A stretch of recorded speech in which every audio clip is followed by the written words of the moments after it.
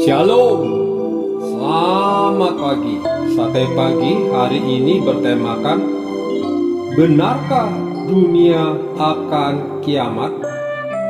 Adapun firman Tuhan terambil dari 2 Petrus pasal 3 ayat 10 sampai dengan 12. Tetapi hari Tuhan akan tiba seperti pencuri. Pada hari itu langit akan lenyap dengan gemuruh yang dahsyat, dan unsur-unsur dunia akan hangus dalam nyala api, dan bumi dan segala yang ada di atasnya akan hilang lenyap. Jadi jika segala sesuatu itu akan hancur secara demikian, betapa suci dan salehnya kamu harus hidup, yaitu kamu yang menantikan dan mempercepat kedatangan hari Allah. Pada hari itu langit akan binasa dalam api, dan unsur-unsur dunia akan hancur karena nyalanya. Belum tentu kehebohan sering terjadi di dunia medsos oleh orang-orang yang tidak bertanggung jawab.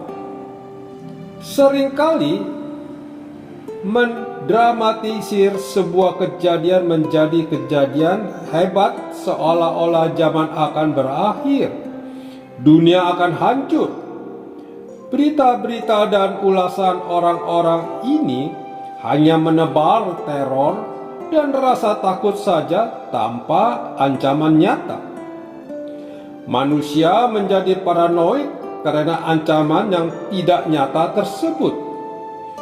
Kiamat dan kehancuran dunia yang dimaksud pastilah hanya kehancuran di dunia maya, seperti perkiraan orang pada kasus Millennium Bug yang terjadi pada tahun 2000 yang lalu, yang diprediksi sebagai pencetus kiamat. Ternyata semua itu hanya ilusi saja. Jika kita bisa menebak tentang penyebab kehancuran bumi sebagai akhir dari segala sesuatu, maka hanya ada 2 penyebab saja. Kehancuran bumi hanya bisa terjadi, pertama, karena faktor alam dan semesta yang ada di luar kendali manusia. Misalnya, ada asteroid raksasa yang menghantam bumi yang tidak bisa dihancurkan dengan senjata nuklir sekalipun, atau bumi tersedot ke dalam black hole yang akhirnya memusnahkan segala sesuatu, atau gempa dahsyat akibat inti bumi yang berubah suhunya, atau lapisan bumi yang memuai tanpa terkendali. Apakah ada asteroid yang mengarah ke bumi dalam ukuran yang masif yang benar-benar mengancam bumi? Kita masih belum mendengarnya. Kedua, karena peperangan super dahsyat yang sudah mengalahkan akal sehat dari berbagai suku bangsa. Ini membutuhkan beberapa negara superpower yang berseteru untuk meledakkan bumi, dan membutuhkan irasionalitas universal yang sudah bosan hidup lalu memilih kehancuran. Sekalipun teroris merampas seluruh arsenal nuklir sebuah negara, masih belum terlihat alasan yang sangat kuat untuk kehancuran miliaran manusia secara sengaja. Alkitab membedakan antara zaman akhir dengan kehancuran dunia ini. Mungkin saja kita sudah ada di zaman akhir, atau tepatnya di akhir dari zaman akhir. Gempa bumi kita rasakan semakin sering terjadi. Kasih kebanyakan orang sudah hilang. Manusia sudah bertambah berdosa, dan lain sebagainya. Lalu apakah Alkitab menunjukkan gambaran tentang kehancuran total bumi ini? Ternyata tidak. Gambaran Alkitab adalah gabungan antara masalah di bumi ini sendiri dengan konflik antar manusia. Tetapi bukan kehancuran total bumi yang memusnahkan segala-galanya. Agak beda pandangan umum tentang kiamat dengan pandangan kiamat menurut Alkitab. Kiamat menurut Alkitab adalah hancurnya unsur-unsur dunia ini sebelum datang langit dan bumi yang baru.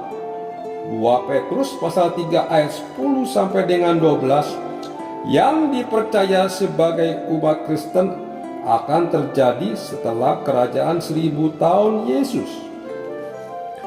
Jadi kita harus melihat segala sesuatu sesuai dengan terang firman Tuhan dan bukan menebarkan ketakutan dengan ancaman berupa hayalan. Berita firman Tuhan harus didudukan pada proporsi yang benar. Amin. Mari kita berdoa.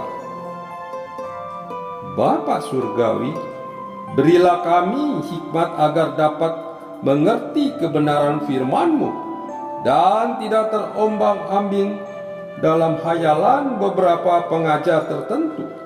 Di dalam nama Tuhan Yesus kami berdoa. Amin.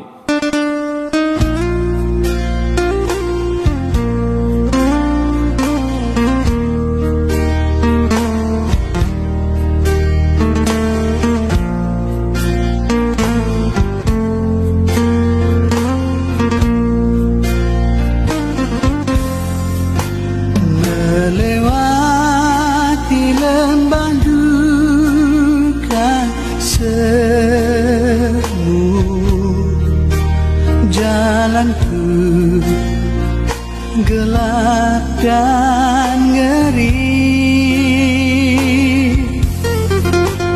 Tuhanku perlu pertolongan-Mu, sebab ku tak dapat jalan sendiri.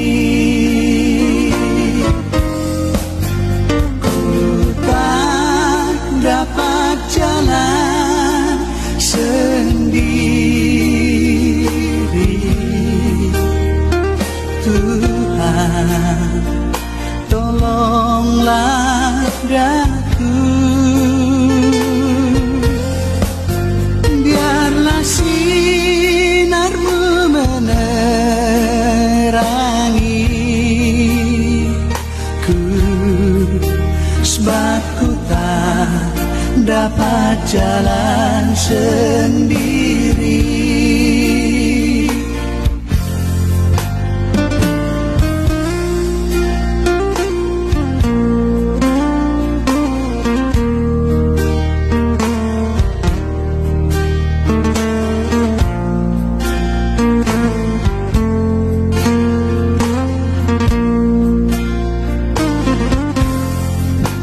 Tiada orang yang menolong aku, ku sangat lemah dan letih.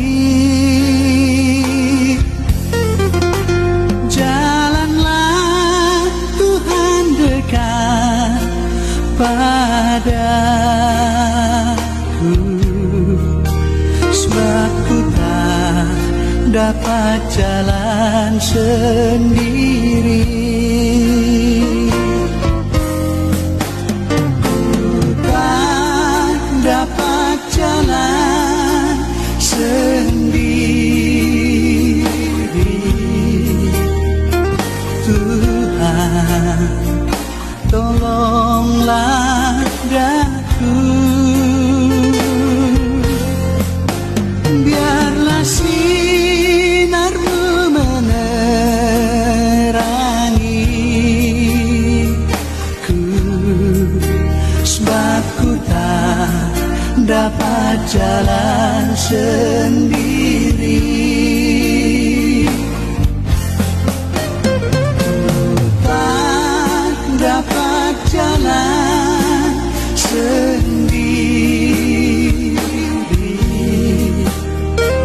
Tuhan, tolonglah daku. Biarlah sinarmu menerangi ku, sebab ku tak dapat jalan sendiri.